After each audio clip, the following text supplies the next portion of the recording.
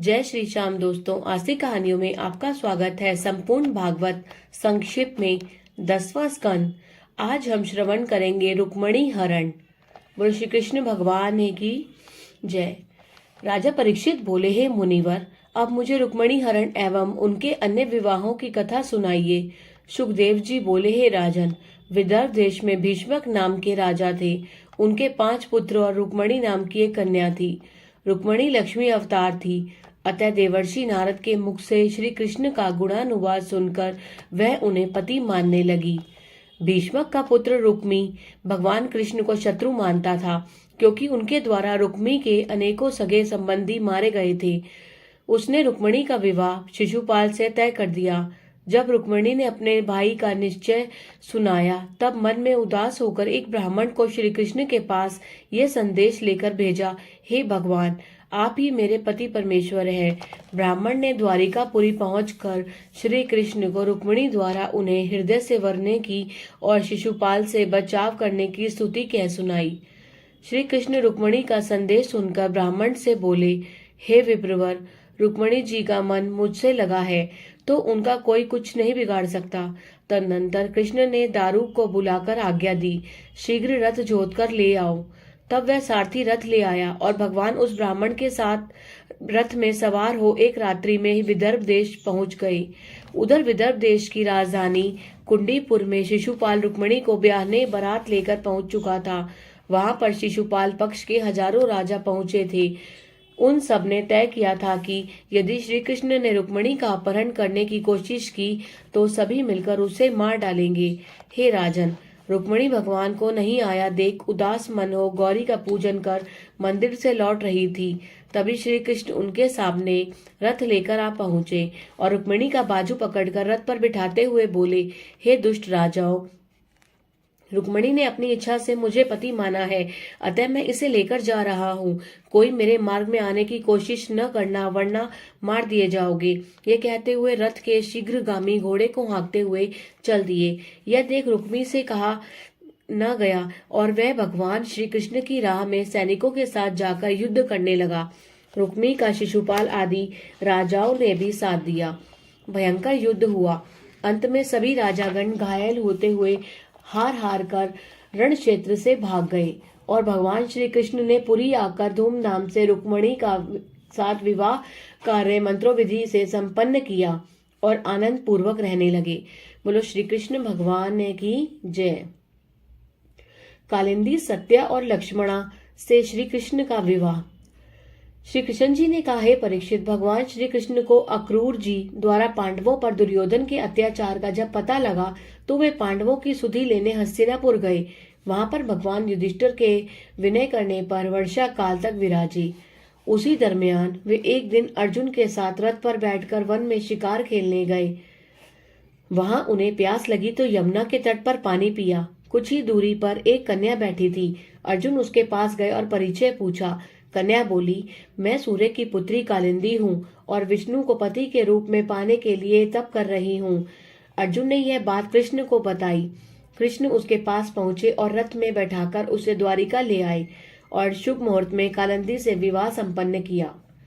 अवंतीपुर का राजा दुर्योधन के पक्ष में था, अतः उसने अपनी पुत्री मित्रवृंदा को कृष्ण से विवाह नहीं करने दिया। तब भरी सभा में कृष्ण उसे हर लाए।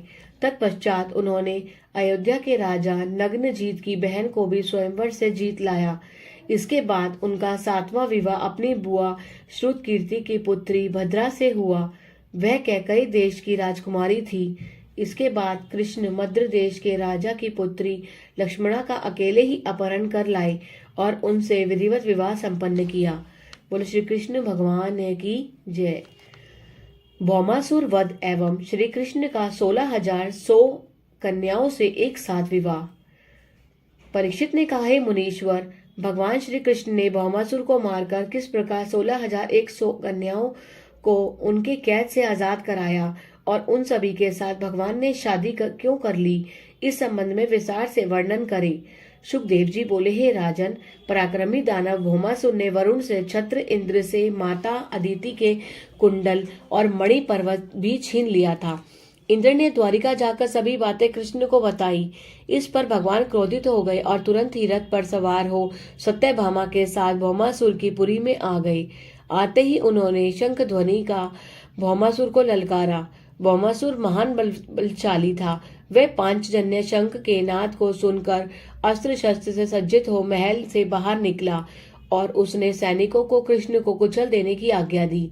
दोनों ओर से भयानक संग्राम हुआ, परंतु कुछ ही समय में भगवान ने भौमासुर सहित उनके समस्त पुत्रों और सेनाओं का संहार कर दिया। भौमासुर के मरते ही पृथ्वी ने श्री कृष्ण के समीप आकर कुंडल, वैजंती माला एवं महामणि प्रसन्नचित हो समर्पित की। आकाश से पुष्प वृष्टि हुई और देव, गंधर्व, किन्नर एवं अप्सराओं की जय घोष से समस्त लोग गूंज उठा। तत्पश्चात भगवान ने जेल से उन कन्याओं को आजाद कराया जिसे भौमासुर ने कई वर्षों से अपनी कैद में रखा था। वे कन्याएं भौमासुर से युद्ध में हारे हुए राजाओं की कन्याएं थी। भगवान को देखकर वे सभी उन्हें अपना पति मानकर उनसे प्रार्थना करने लगी। भगवान ने पालकियों में बैठाकर उन्हें द्वारिका भेज दिया और स्वयं सत्यभामा के साथ इंद्रलोक चले गए। वहां उन्होंने माता अदिति को कुंडल लौटा दिए। फिर सत्यभामा की इच्छा पर कल्प वृक्ष को उखाड़कर द्वारिका लौट आए, जहां उसे सत्यभामा के उद्यान में लगा दिया। इसके बाद श्री कृष्ण ने उन मुक्त कराई हुई 16,100 राजकुमारियों से विधिवत पाणी ग्रहण किया। बोलो श्री कृष्ण भगवान की जय। अनिरुद्ध जी का जन्म, विवाह एवं उषा से मिलन। राजा परीक्षित ने कहा, हे महामुने, अब आप हमें भगवान श्री कृष्ण के पुत्रों, उनके विवाहों एवं उषा अनिरुद्ध मिलन की कथा विस्तार से सुनाइए। मुनि बोले, हे परीक्षित, भगवान कृष्ण की एक एक पटरानी से 10-10 पुत्र हुए। रुक्मिणी से जन्मे प्रद्युम्न की पत्नी से अनिरुद्ध पैदा हुए। प्रद्युम्न कामदेव के अवतार थे। उन्होंने सभी राजाओं को स्वयंवर में जीतकर रुक्मवंती को प्राप्त किया। राजन, बाणासुर की पुत्री उषा ने स्वप्न में अनिरुद्ध से विहार किया तो उन पर आसक्त हो गई। उसकी सहेली चित्रलेखा ने उसके बताए स्वप्न में देखे युवक का चित्र बनाया तो उषा बोली, हाँ सखी, यही मेरे स्वप्न में देवता दिखे थे। चित्रलेखा योग माया से जान गई कि यह कृष्ण का पौत्र है। अतः वह योग माया से अनिरुद्ध को पलंग सहित उठाकर उसके पास ले आई। उषा भगवान अनिरुद्ध के साथ नित्य ही छिप छिप कर विहार करने लगी। धीरे धीरे राजा के सेवकों को इस बात का पता लग गया। उसने बाणासुर से सारी कथा कह सुनाई। क्रोधित होकर बाणासुर ने उसी वक्त उषा के भवन से अनिरुद्ध जी को प्रबल ताकत के बल से गिरफ्तार कर लिया और कैद खाने में डलवा दिया। कुछ ही दिनों के बाद भगवान कृष्ण को यह कथा नारद जी ने आकर कही। तब भगवान कृष्ण से सेना लेकर बाणासुर पर चढ़ाई कर दी। दोनों ओर से भयानक संग्राम हुआ। खून की नदियां बह गईं। शवों का पहाड़ खड़ा हो गया। अंततः उस युद्ध में बाणासुर परास्त हो गया और अनेकों भुजा कट जाने के कारण दुखी हो उसने श्री कृष्ण को परमेश्वर समझ अपनी पुत्री उषा का विवाह अनिरुद्ध जी के साथ कर दिया। भगवान कृष्ण फिर वर वधू को साथ लेकर प्रसन्नचित्त द्वारिका लौट आए। बोलो श्री कृष्ण भगवान की जय। शंबरासुर का उद्धार।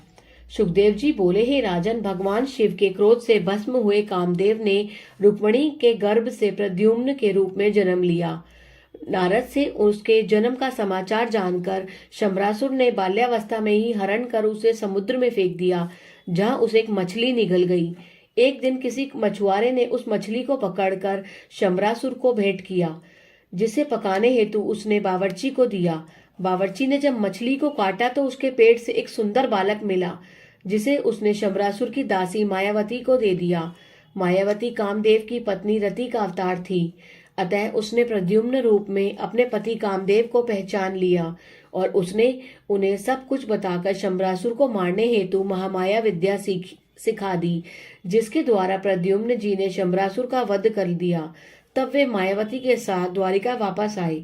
फिर नारद जी उसी वक्त वहां पहुंच गए, जिन्होंने प्रद्युम्न जी के साथ मायावती के विवाह तक का सारा वृतांत रुक्मिणी, देवकी, वसुदेव और कृष्ण बलराम आदि को कह सुनाया, जिसे सुनकर सभी प्रसन्न हो गए और रुक्मिणी जी ने प्रद्युम्न जी को हृदय से लगा लिया। बोलो श्री कृष्ण भगवान की जय। स्यमंतक मणि की कथा। परीक्षित ने कहा, हे मुनिवर, सत्राजीत ने श्री कृष्ण से क्या अपराध किया था और उन्हें स्यमंतक मणि कहाँ से मिली? सुखदेव जी बोले, राजन, सत्राजीत भगवान सूर्य का परम भक्त था, अतः प्रसन्न होकर उन्होंने ही सत्राजीत को यह मणि दी थी। एक दिन वे स्यमंतक मणि को धारण कर द्वारिकापुरी में आए। यादवों ने उसे सूर्य समझा तो हंसते हुए श्री कृष्ण ने कहा, ये सत्राजीत है जिसे सूर्य से स्यमंतक मणि प्राप्त हुई है। वह मणि ही उसके गले में सूर्य के समान चमक रही है। हे राजन, वह मणि नित्य ही मुंह मांगा सोना प्रदान करती थी और जहां भी उसे रखा जाता था उसे राज्य में महामारी अथवा अकाल नहीं होता था। भगवान ने सत्राजीत से वह मणि उग्रसेन के लिए मांगी, किंतु सत्राजीत ने देने से इनकार कर दिया। एक दिन उस मणि को धारण कर सत्राजीत का भाई वन में गया, जहां उसे सिंह ने मार डाला और मणि ले ली। ऋषराज जाम्ब ने उस मणि को सिंह के पास देखा तो देखते ही उसे मार डाला और मणि लाकर पहाड़ की गुफा में अपने बच्चों को खेलने हेतु दे दी। भाई का समाचार न पाकर सत्राजीत ने यह समझा कि मणि प्राप्त करने हेतु कृष्ण ने ही उसे मार डाला होगा। यह कलंक श्री कृष्ण के ऊपर चारों ओर लगने लगा। तब भगवान ने अपनी माया से जाना कि वह मणि ऋषराज की गुफा में है। तभी भगवान कलंक से बचने हेतु उस गुफा में गए, जहां उन्हें ऋषराज जाम्ब से 28 दिनों तक युद्ध करना पड़ा। तब जाम्ब ने समझ लिया कि ये विष्णु का अवतार है, अतः उन्होंने भगवान की स्तुति करते हुए वह मणि उन्हें सौंप दी और जाम्बवती नाम की कन्या भी उन्हें अर्पण कर दी। भगवान प्रसन्नचित्त होकर जाम्बवती के साथ द्वारिका वापस आए और सत्राजीत को बुलाकर मणि दे दी और उसके भाई के मौत की समस्त कथा कह सुनाई। प्रसन्न होकर सत्राजीत ने अपनी पुत्री सत्यभामा का विवाह कृष्ण से कर दिया तथा मणि भी उन्हें भेंट की, किंतु कृष्ण ने मणि पुनः सत्राजीत को ही लौटा दी। बोल श्री कृष्ण भगवान की जय। पौंड्रक काशीराज एवं द्विवेद का उद्धार। सुखदेव जी बोले, एक बार श्री बलराम जी ब्रज को गए थे कि उसी बीच द्वारिका में करुण देश के राजा पौंड्रक ने भगवान कृष्ण को अपने दूत के द्वारा संदेश भेजा कि हे वासुदेव पुत्र, तुम अपने आप को झूठ मूठ का परम अवतार कृष्ण कहते हो।